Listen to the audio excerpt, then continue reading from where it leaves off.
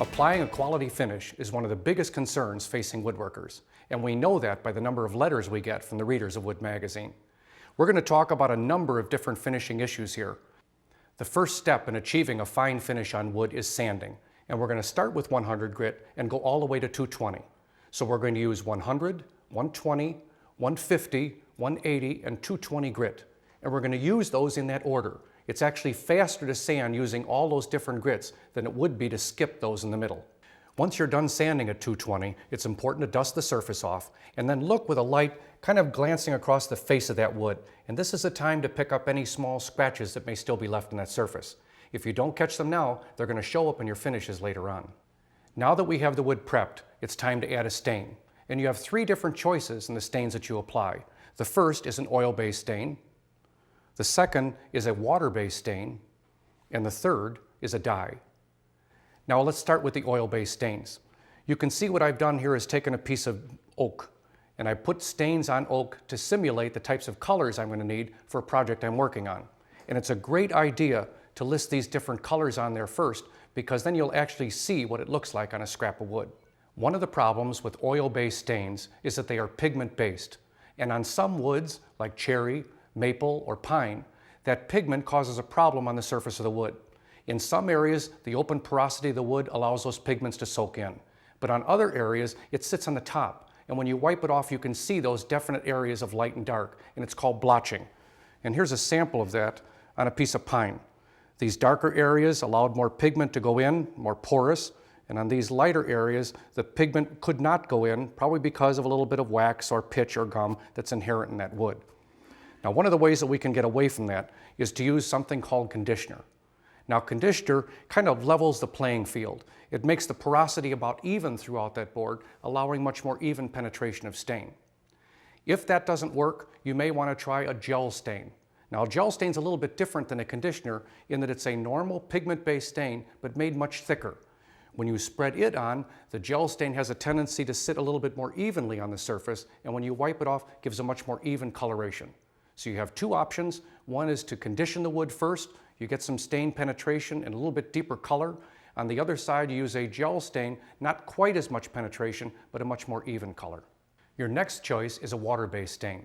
And you'll find all the same characteristics as you had with an oil-based stain, except that a water-based stain raises the grain. Now here's a little tip to take care of that raised grain. What we're going to do is sand the board to 220, which we talked about. Vacuum off the dust, and before applying your water-based finish, take a nice damp sponge and run it over the face of that board. The grain will rise like crazy. Once it dries, and that won't take too long, take 400 grit sandpaper, nothing terribly aggressive, and real lightly sand that raised grain. Once you've done that, you can put your water-based finish on and you won't have any grain raising at all. Now the third option, and one you may not have tried before, is dye. The great thing about dye is that it provides an even, very smooth colorant to wood and very, very vivid colors. One of the problems with dye is that it does not provide as long-lasting a color as does a pigment-based stain. And dye is available in three different types. The first is water-based, then oil-based, then alcohol-based. And of those three, water-based is the most resistant to light fading, so that was the one I would suggest you use. And now, regardless of the method of colorant that you used, make sure that you allow it at least 24 hours to dry, because it's important to make sure that those stains are dry before putting a finish on. If you're like me, you've got dozens of cans of stain in your shop, and you'll probably never remember what those stain colors will look like on the types of wood that you use. Let me give you a handy tip to show you how to make that easier. Cut a piece of wood from several species, sand them smooth, and then divide those pieces into several sections. Use a different stain in each section and then mark them for future reference. If you thought there were a lot of choices in stains, there is even more choices in finishing. And I've got a few of them here, and I'd like to talk about each one. The first is Danish oil, just a beautiful finish, and usually used for projects like picture frame moldings or an art carving or something like that, where you want to take the intrinsic beauty and depth of wood and bring it out. And oils, the oils that are in Danish oil, will do that.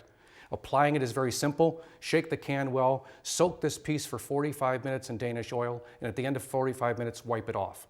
Wait 24 hours for it to dry and put a second coat on. I normally recommend 3 coats of Danish oil to give you the depth and beauty of wood that you're looking for. Our next finish is shellac, a very beautiful finish that's been around forever. A lot of the very classic pieces of furniture were made with shellac.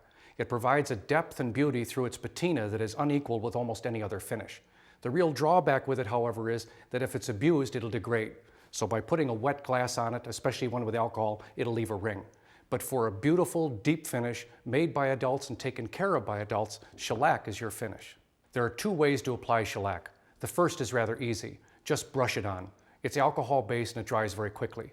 But the second way to do it is probably the more classic approach, where we take a very highly absorbent rag, we pour shellac into that rag.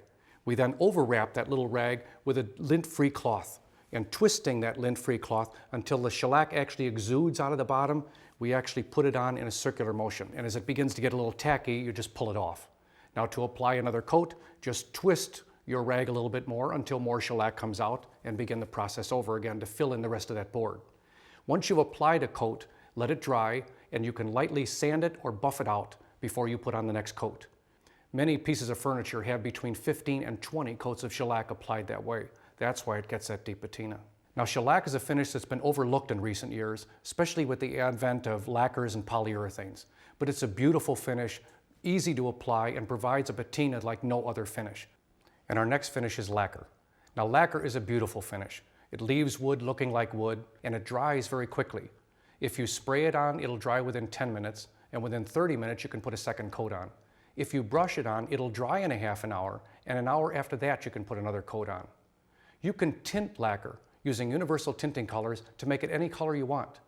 And that's the nice part about lacquer. But it's got a couple of drawbacks. One of the problems is that lacquer is explosive. So when you use it, you have to use it outside. Make sure that you have air moving behind you to take all those explosive vapors and push them out in the atmosphere. And the second thing is it gives off some very strong toxic fumes. So again, make sure that you do it in an area that is well ventilated.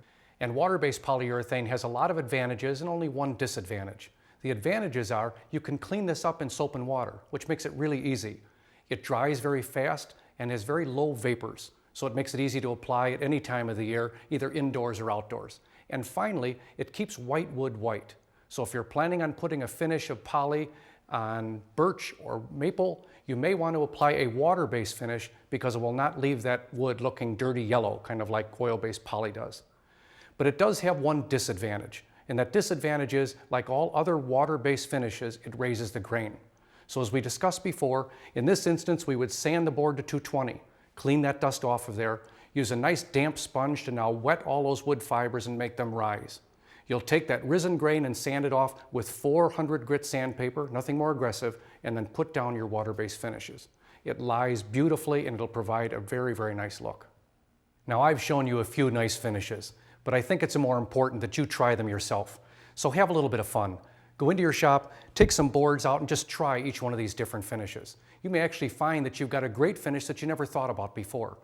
My personal favorites, kind of as I go down here, when I'm using Danish oil, I like it when I want the soft feel of wood. I think sometimes you'll find a project that's not going to be handled terribly often feels just great with Danish oil, and it can't be easier to put on. On a high-end project, you may want to think about shellac. It's been around forever, and the finishes that it imparts are beautiful. I use this for a couple of different things. Shellac does a beautiful job of bringing out the look of bird's eye maple, and I used it on a project not long ago. But on a project like that, it was something that wasn't going to be abused. A kitchen table probably would not be appropriate for shellac because a water glass or something will eat right through that finish. Lacquer is my personal favorite. Almost everything I do is with lacquer because it's so fast. I have a spray system which makes it easy for me to apply this finish all during the year. It doesn't make any difference to me what the temperature or humidity is. I can find a way to apply lacquer. But if you don't have a spray system, you can spray it out of a regular can. You can also brush it on. But you may want to try lacquer, and again, its tintability, if there is such a word, is a great asset. Now on polyurethane, I like to use that on pieces of furniture or projects I've made. They're going to take a lot of wear. Somewhat like a kitchen table would, or maybe a nightstand where somebody would set a cup of coffee or maybe a glass of wine. It's important to have a finish that will be able to take that abuse. And finally, we talked about in stains, make sure that you test all of these finishes on scrap that comes from your project. It's very disappointing to try one of these finishes on the actual project and find out you really didn't like the way it came out. So testing these on a piece of scrap works well, and try something different.